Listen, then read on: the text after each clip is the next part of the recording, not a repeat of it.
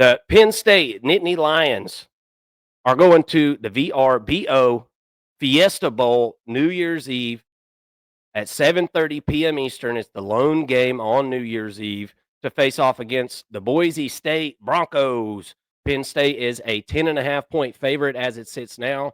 The over-under sitting 52, 52.5. I saw today. I see that these lines are moving towards Boise State a little bit and towards the under since the open. So we do have a little bit of early line movement going on there. And Mason, as I dove into these teams to get ready to break down this matchup with you today, one thing that stood out to me is that these teams are eerily similar. If you look at the way that they're built, they really like to accomplish a lot of the same things, offensively, defensively. They're built pretty similar to one another. Now, we all know Penn State has recruited better than Boise State. We all know that. There's a little bit of a deficiency there, but Boise State's got some good ball players. We're going to talk about some of them here. But there was just some really stark similarities here, and we'll kind of get into them. Neither one of these teams is amazing passing the football. Both of these teams does enough passing the football, and we've seen Penn State kind of come out of their offensive shell, I would say, over the last couple of weeks and over the last few weeks. They seem to be having some they're having some urgency, wanting to throw the football, right? Wanting to have some success through the air. And Drew Aller, while I think he has developed nicely over the last couple of years, I still think he's like another year away from being like one of the top passers in the country or something like that. Every once in a while, he makes kind of like a boneheaded decision, or he looks like a quarterback that hasn't been put in that situation a whole heck of a lot. And I think that that's understandable.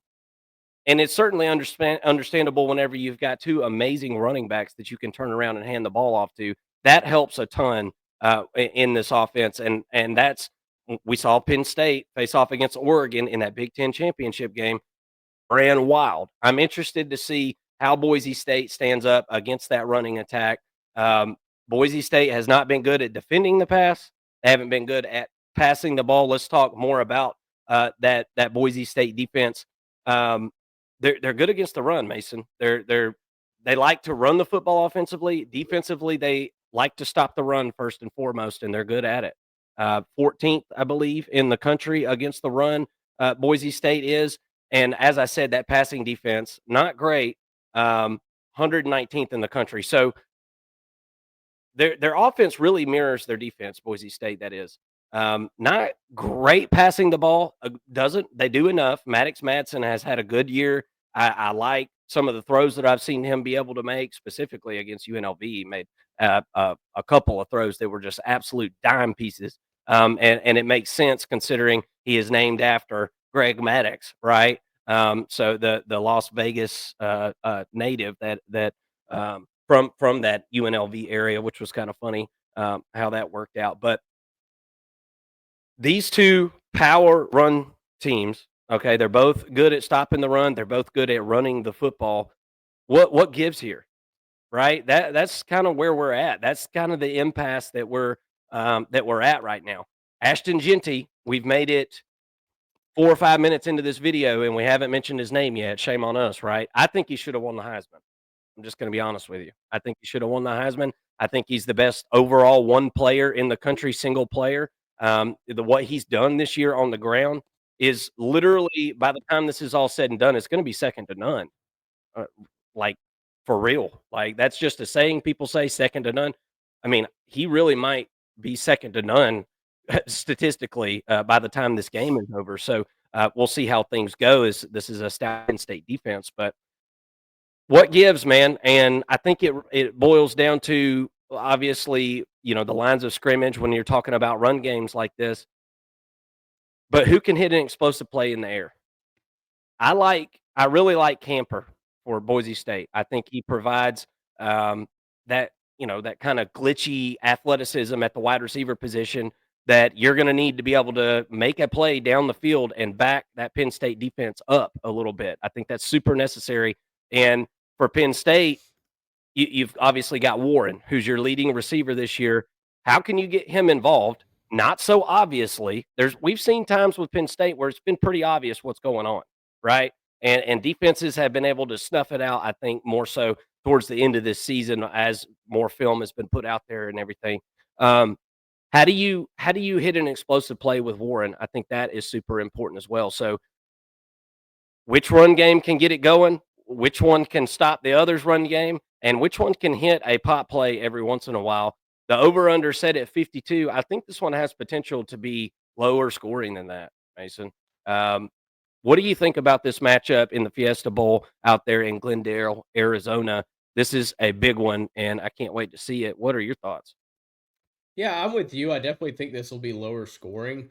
I've been really impressed with the Boise State defensive line, in particular, how they play against the run here the last half of the season, really. And I think that going up against this rushing attack for Penn State, that's going to be very important. Obviously, Boise State can run the football behind Ashton Genty. I mean, nobody who's watching this right now or will watch this is in the dark about who Ashton Genty is, which we may not always talk about a Boise State player or the Boise State running back like this, but he is a game changer. This is a guy who can put the team on his back and win them a football game. He almost did it against Oregon. Had it not been for a punt return for a touchdown and a kickoff return for a touchdown, Oregon loses that game. Instead, with a 14-point swing on special teams, they win by 3 points. So this is a Boise State program that is built like a Power Four team, right? And they have been for many years, but now more than ever in this 12-team era, they're finally getting a chance. And of course, this is also one of the best seasons they've had historically. In at least 10 years, I would say. And so couple those two things together, we're seeing Boise State in the playoffs finally. And I don't think the moment's going to be too big for them. Um, that being said, I did see some things that concerned me with Maddox Matson in the game against UNLV in the championship game, the second game. He threw the ball into some tight windows and got away with it a couple times. He didn't a couple of times. The ball was dropped by the defender once or twice, right? So, and you look at what Penn State just did last week against SMU with two pick sixes, several turnovers, right? A lot of that was on Kevin Jennings. I'll give you that, but I saw Maddox Madsen make some similar throws to what Kevin Jennings did this past week, and it ended up being not just a 14-point swing, but a couple of turnovers on top of that. So I do have some concerns with that aspect of Boise State's quarterback's game, and I'm wondering if he's going to go out with this same sort of confidence that he has and needs to have if they're gonna win this football game. Um, but I'm also wondering if that doesn't hurt them if Penn State is not capitalizing, playing like a defense with their hair on fire like they did against SMU. Um, I don't know. That is a concern for me. That's just one thing that I've noticed in Boise State's game that is a little bit concerning. The defense has been playing great. I do think that they can play as good or better than SMU's defense, which SMU's defense only gave up 24 points to Penn State, right? The offense gave up another 14. And the defense was put on the field time and time again because SMU's offense was not cutting it. So um, I do think that there's a potential here for this to be a football game. I'm also not naive to the fact that Penn State, roster wise, has a bigger roster. They've got more talent overall, but there can only be 11 players on the field at one time. And when you have, with Boise State, the best player on the field at any given time in Ashton Genty, right, when they have the ball, that's a big deal. And so I do think that's heavily weighted. Ashton Genty could run the football 35 times in this game if he's healthy. Like there's no game to play for after this, right? Unless you win, right? But you have to win. So there's no holding him back. He's going to be getting the football quite a bit. And honestly, I saw SMU have some success against Penn State in the run game. It was whenever they went back to pass the football that they ran into issues. Kevin Jennings was getting sacked. They had some coverage sacks because the receivers weren't getting open, and then obviously the quarterback just played terrible. So if I'm drawing anything from that game, it's the fact that the defense, when they had opportunities for Penn State, they took advantage of it, and you could see something similar in this game where the Penn State defense just kind of takes over at some point. But I think that the holes for the offense for Penn State are there. They've been there all season, and I don't look at Penn State's offense and think, yeah, they can really run the football. I mean, they have at times, but they've also sputtered at times. For as good as the running backs have been, the run game in some of these games has been really suspect, and it's really been more of Drew Aller taking shots downfield that have won them some football games. I do think that is sort of the path for success for Penn State. Take some chunk plays, get those whenever you can, but and then on the flip side, defensively, get the ball back, right? Play with your hair on fire like you did against SMU, and Penn State could win this football game. But yeah, to me, this is a pretty even match, and really that whole side of the bracket with Penn State, Boise State, Georgia without Carson Beck, insert Gunnar Stockton, and Notre Dame. You've got four teams that are very similar, play really good defense. They're going to run the ball a pretty good bit, presumably. We don't really know what the offense is going to look like without Beck for Georgia, but those four teams to me are very similar in how they're built right now. I would say, and a little bit different than on the other side. I think you have a little bit more finesse and maybe more speed with Oregon and Texas and Ohio State to a degree. So it's kind of interesting how that kind of matched up there. But I'm with you, Mark. I like the under in this game. I do think I think that the defenses are going to show up, and I think that it could be kind of a sloppy game, a lot of turnovers. But I guess for now, Mark, I guess I'm leaning Penn State. I don't know. We'll have our predictions once we get past Christmas and all that, get a little bit closer to game time. Right now, I'm probably leaning Penn State, kind of just taking the double digit favorite here. But I don't feel I And don't you're feel just talking extremely about comfortable taking them about it. straight up, not necessarily To win with the the point. game, correct. Yeah. Correct. Because I think I there's 0% chance that with the number the way it is right now that I would take Penn State to cover that. I Yeah. just I don't think Penn State's covering that. I don't think that this team is built. Look, Boise State. When I've watched them this season, every time I've watched them, I've been pleasantly surprised with their defensive line. And Yes. you mentioned with the game that we just saw between Penn State and SMU, and I was talking to Double O'Neill about it in the comment section just a minute ago.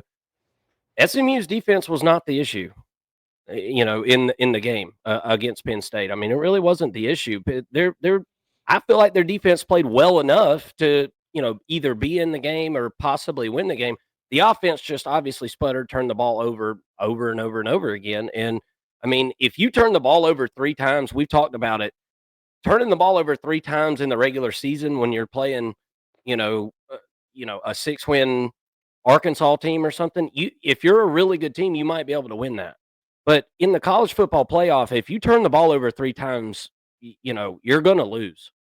I mean, you're more than likely the odds are overwhelmingly you losing that football game. So, I mean, SMU shot themselves in the foot, and Penn State helped them pull the trigger. So don't get me wrong. I mean, Penn State jumped out there and caused issues and were they caved in the offensive line for SMU. That was a big part of it, specifically off the edges.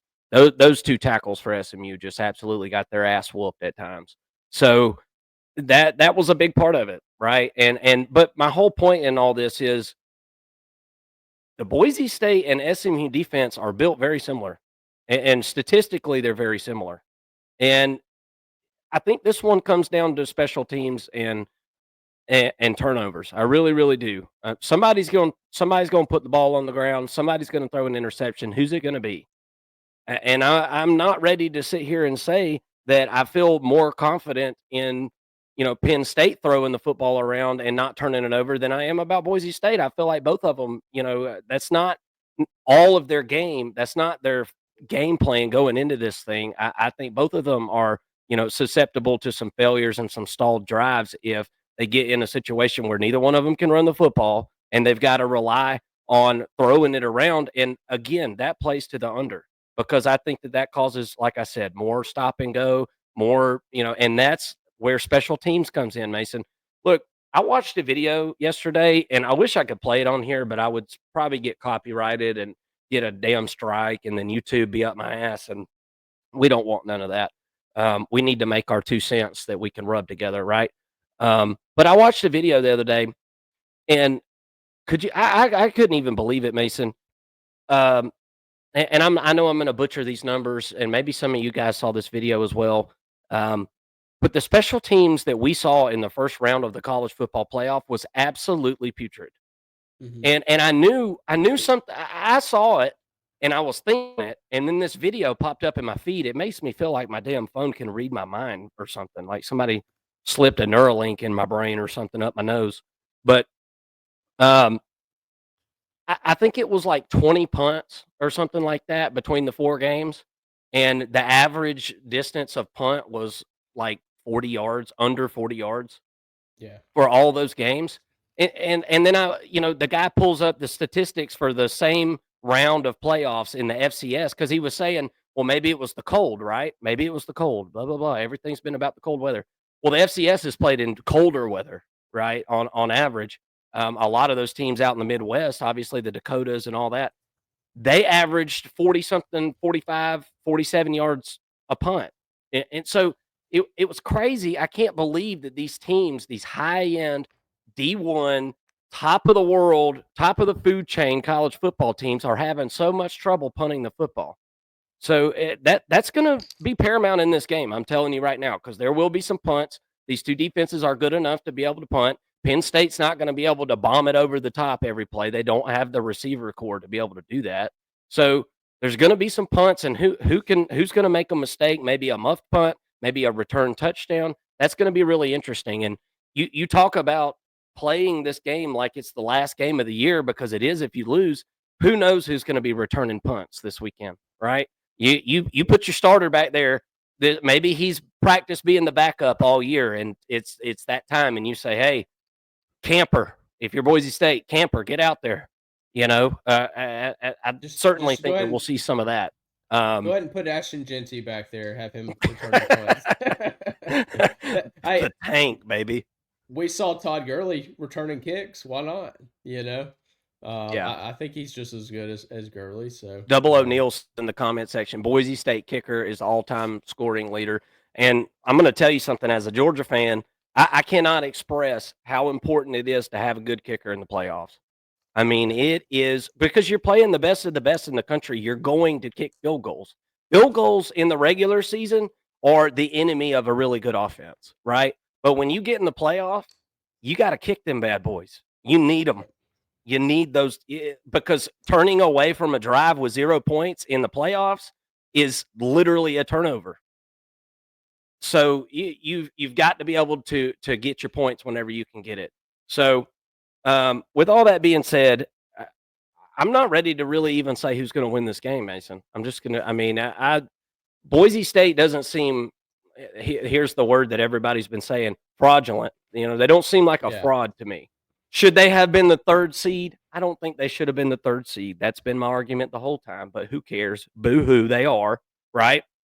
This is the system that the suits at the TV stations wanted to make, and so we're all, this is the world we're living in. It's their world, we're just living in it, right? So they're the 3rd seed, and they had a great season, and I don't think that, I think that they earned their way to the playoff, no doubt. So both of these teams are legitimate. I can't wait to see what happens. I think we both agree that whichever one can hit an explosive play or two here over the top is going to give their team an edge.